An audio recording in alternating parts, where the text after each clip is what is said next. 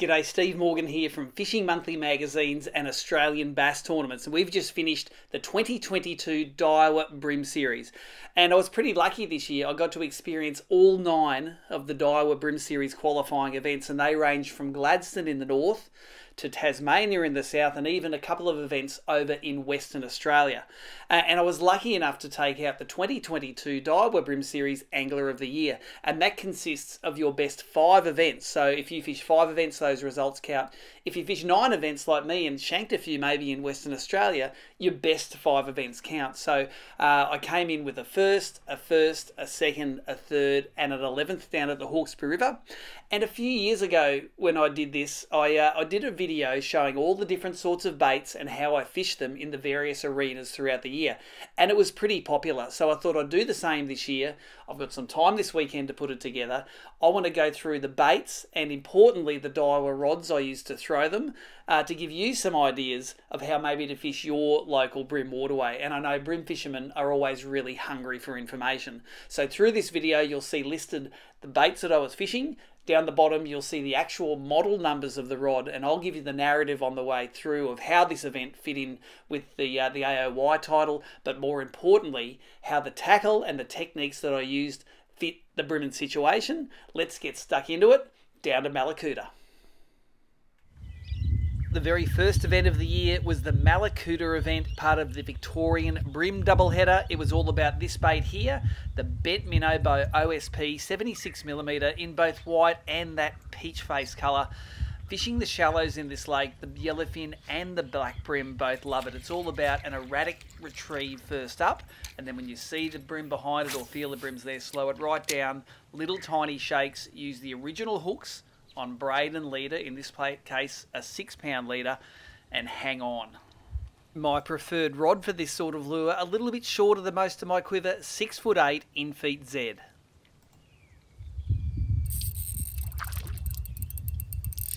That's one. Got a good one. Shaking a bit a lot. Looks big. Yeah, got the right colour on him. He's going to swim straight into the net.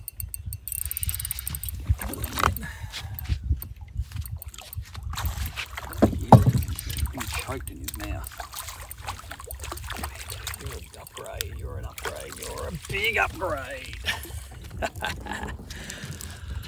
That's a big one, and he's got it stuffed in his throat.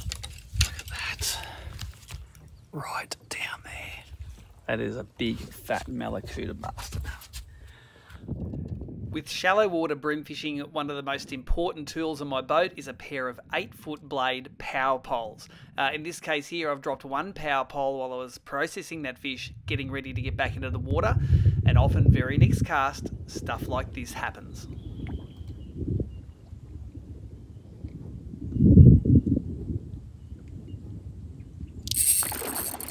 Big one, another big one, another big one. Get out of there, mate. Get out of there, get out of there, get out of there, get out of there, get out of there.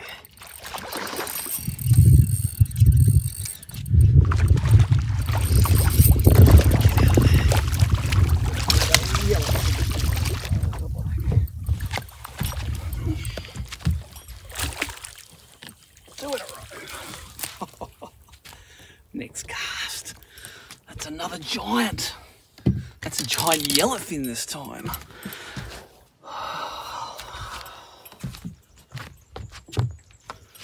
It's a giant yellowfin.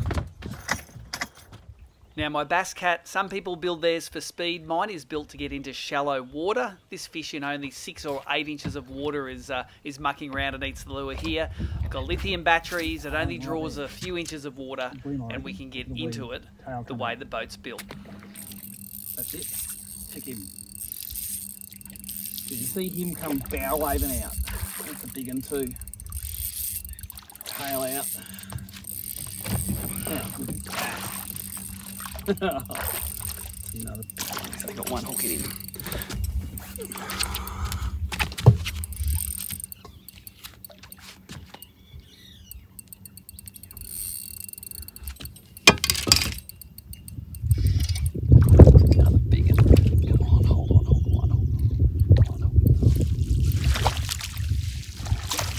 Got him. The third big one. He annihilated it. That's another upgrade.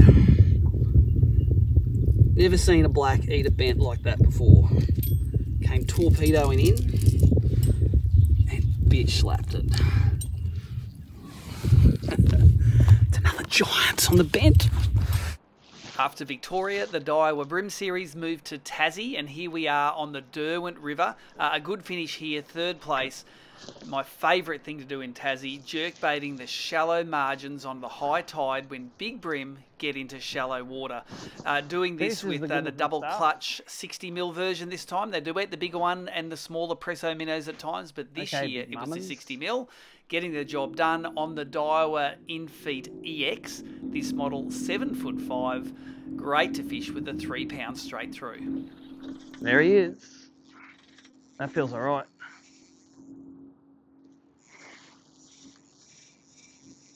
Don't run around anything, bitch. Now, you might ask what's happening there holding on to that 3 pound fluorocarbon. Well, I find when they're arcing out of the shallows, I want them to keep arcing. I don't want to change the angle on the rod or the line. I don't want them to swim back in. But if I feel it hit a rock, I can let go straight away and go back to the light drag setting I started with. Well, I reckon he just get hooked in the side of the face.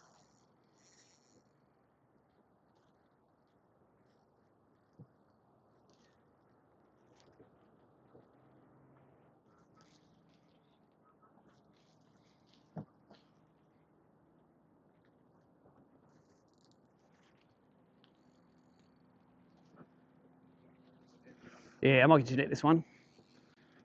This one feels like a real one. Which is good. I'd rather catch the proper ones on tournament day than the practice day. Now, some people ask me why I use a net which has the mesh which tangles the hooks pretty easily. Well, I see a lot of fish at weigh-ins. I don't like the rubber style landing nets, the bouncy rubber style. I find it splits a lot of fins of the fish, Jesus. And I find that's not really that good for the fish. So the mesh net that I have, it's worse for the angler, but it's better for the fish, and that's what I like. I want the fish to be in prime condition if we're going to take him in from a weigh-in. No split tails means no points of infection where they can have problems later on.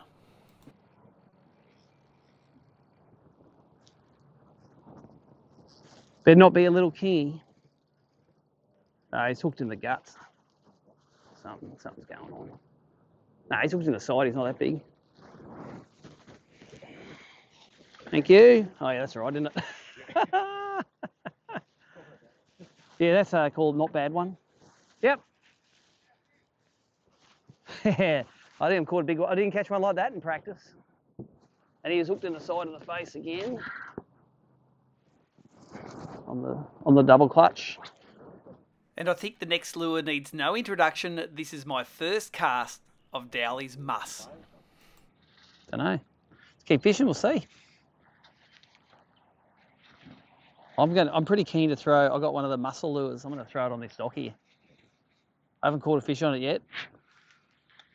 Callum sent us a few, and it's like I'm going to throw that in the Derwent.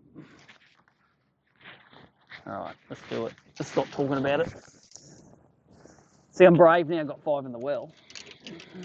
I'll try anything. And my favourite rod for the MUSS has ended up being the same rod as I use for the crabs, the 7'8" Infeet Z. I really sort of have no idea how to fish them. Let's throw up quicker. Closer than that though.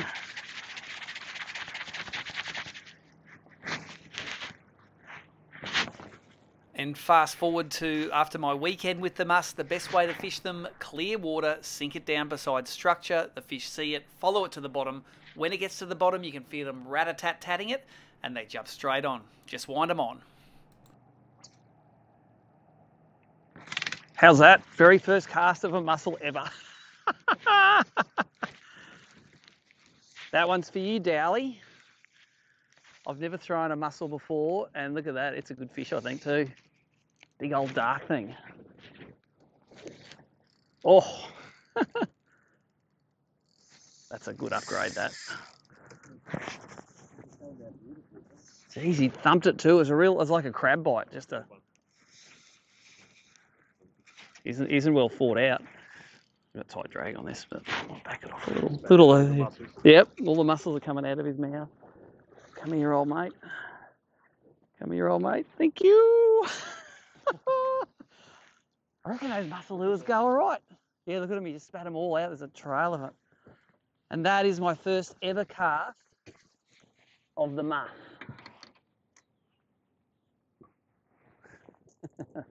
First ever throw of it. I mean, you could make him better, Callum. You could make me throw it earlier. That's a big fish too.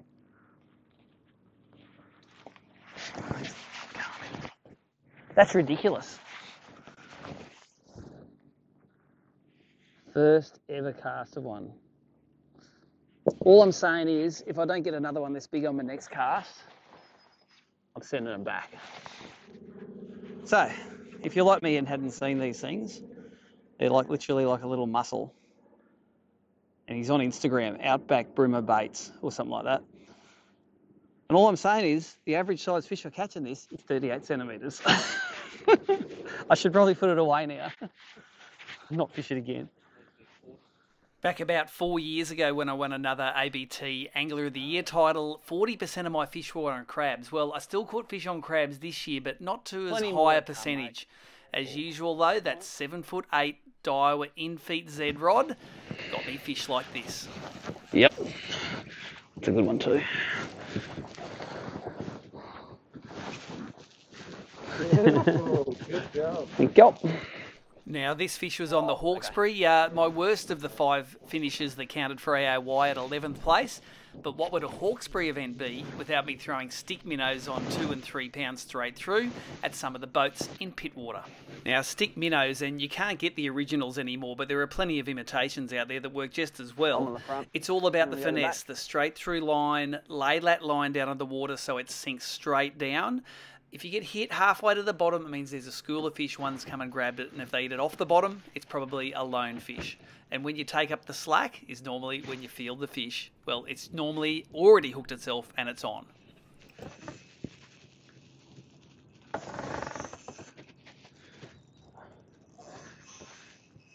Don't know if it's a trevally or not yet.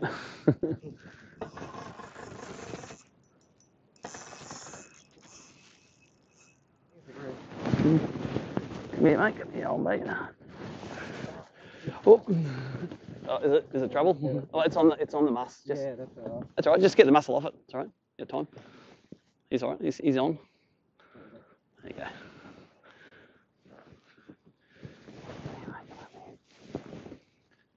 When he opens his mouth, I'm thinking, oh, that hook's going to fall right out. Okay.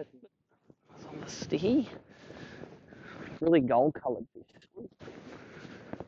And for me at the Hawkesbury, the other half of the equation was throwing aquas up in the clear waters of Cowan Creek. Now, in summertime, be throwing top waters in here, either cicadas or bent minnows. But in wintertime, I need to get under the water. And the fish, well, sometimes you need to leave it a long time to get them on. Here, got a bit of a wind knot. Always found it's best to pull against the drag and to lay that line out on the water. When you're pulling that wind knot out, you can sometimes recover it without having to retie. But in this case, a fish jumped on that 50mm salt and pepper Ecogearaqua on a #1 magic beak Van Fuke worm hook. It seems to be the perfect combination. It skips, it sinks well, it casts well, and Brim love it even when it's not moving.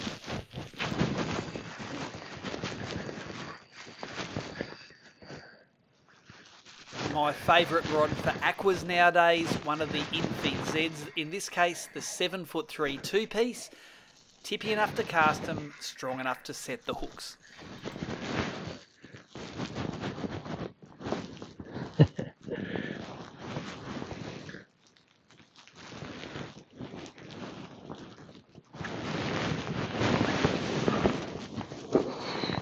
Well, I was untangling that that wind knot, and the brim ate the aqua. I'll take it. I'd rather be lucky than skillful.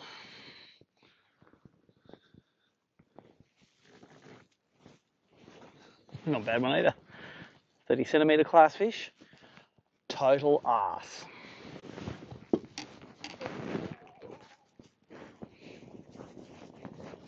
Ate the aqua.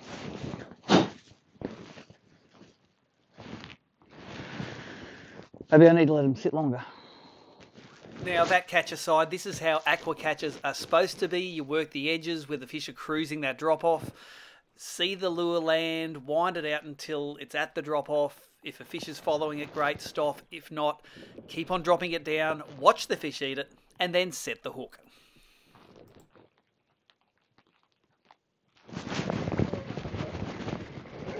Number 5.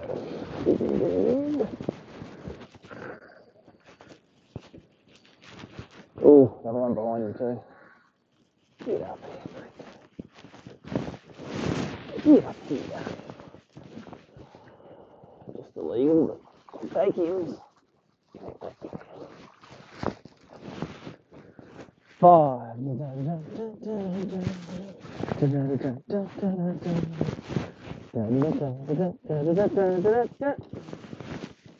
And of course, just like everybody who's got one, just ask them. The buck and bass rain suit keeps you totally dry all day. They're designed for fishermen. There's not much else to say. If you haven't got them and you're getting wet in your current suit, you need them. Now, I think the Tweed River proved to be a real turning point for AOY. A win at this point of the season set the momentum for the rest of the year. It was the second win for the year, and it was a river that I've fished a lot. But this was the first time I'd thrown a MUSS there. Oh, there's one. That might be a keeper. As usual, the bream saw it dropping to the bottom in the clear water, rushed over and beat his mates to it. Another little secret here at the blue hole in the Tweed, I was using the perspective mode on my Garmin Live Scope to see snags that had broken off the bank and were sitting wider on the bottom. He's got a chunk out of his back. That's a better one, yeah. Number 2.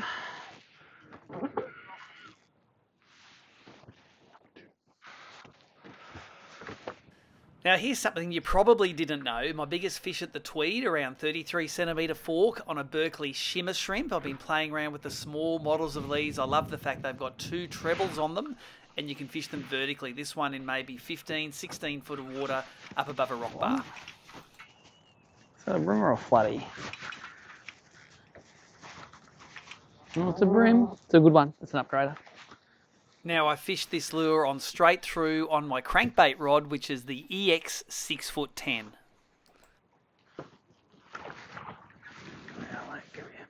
This is a proper Tweed one. Thank you. Yeah, that's a good one. That's a big Tweedy, that one. That's just off the tree. No, that's just yo-yoing it.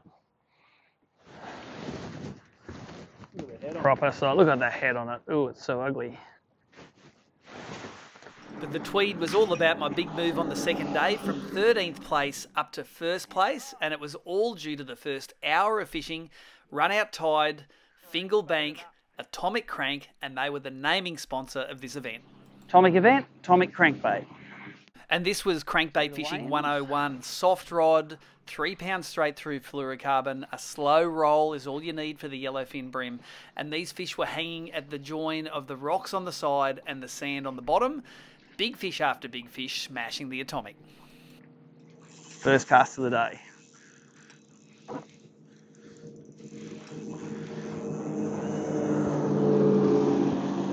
Feels like a good one too. Feels like a real good one.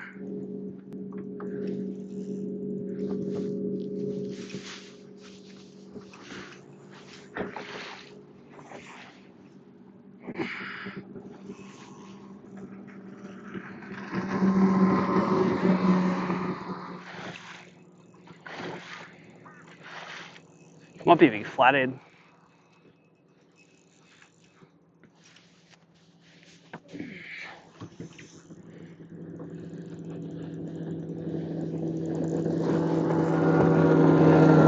Oh no, it is a big old bream.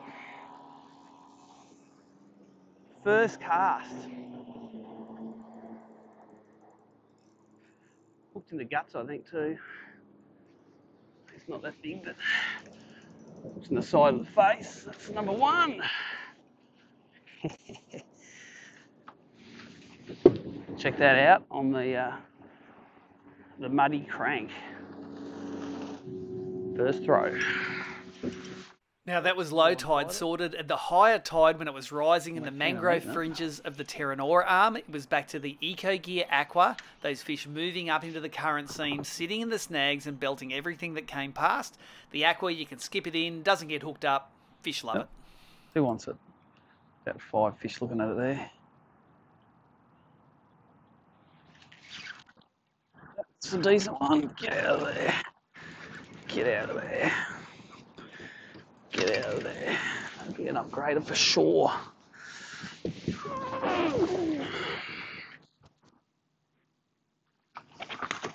in there. Yes.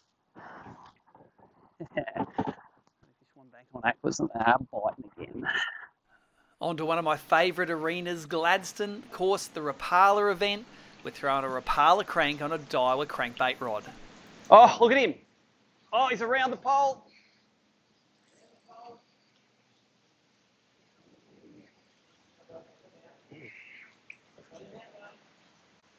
Oh, where's the net? I don't even have it. It's not even out. It's in the hatch. This one, behind that one there.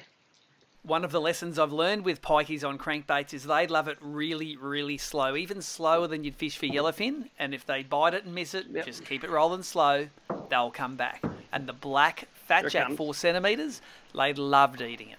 Oh, shit. Thank you, sir. Proper one. And didn't get wet. Now, doesn't this look familiar? Rising tide, fishing the mangroves with top water. One more like 30 centimetre fish is going to go a long way today. Yep. Now, there were cicadas buzzing in the trees, so the lure of choice, Tiemco's soft-shell cicada on that 6'8" Infeet topwater rod that I like throwing the bent minnows on, and the pikeys just loved it. Oh, it's a dark stick, so assume it's a pikey. There he is, look at him on the front there. There he is. That's a good fish. Oh. That's what I wanted. And in the mangroves, you don't need to be shy. 6 pound, 832 suffix braid, 8 pound suffix leader. Don't be shy. Oh, he's not that big though. He looks big in the water. But that's how you catch, like that's dead set. You see him cruising, you catch him. And with the pikeys sitting up in the water column, it was actually interesting to crankbait some on the cranker crab. You throw it out, don't let it sink much, just slow wind it, and they'll hit it just like a crankbait. It's a better one. Swing the crab out. But when the wind lays down in Gladstone and the sun comes out, there's no better fishing than out on the rocky flats, chasing the big pikeys that hang around the bommies. In this case, with the discontinued Sugoi mini splash. Proper big one.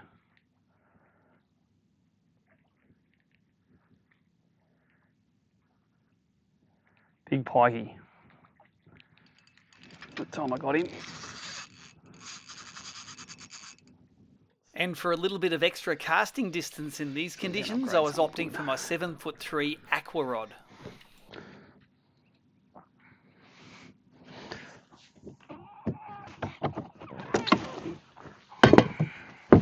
And you'll notice again, power poles down means you don't drift closer to the bommy and you can catch fish after fish on it.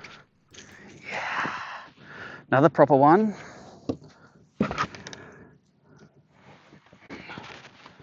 There he is. That's another upgrade.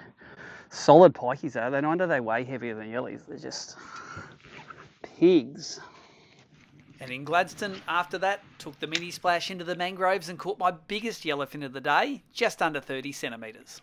You'll notice that I'm walking the dog with the popper rather than blooping it, and I think that subtle approach is best. That was a bigger one. Get out. Get out. Oh, there's something following it too. It's a jack.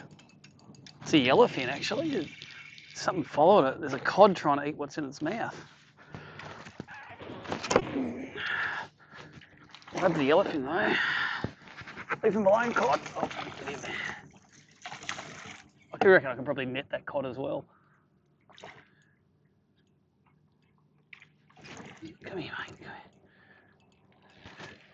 Let's do the yellowfins fight compared to the pikeys. That's a good upgrade.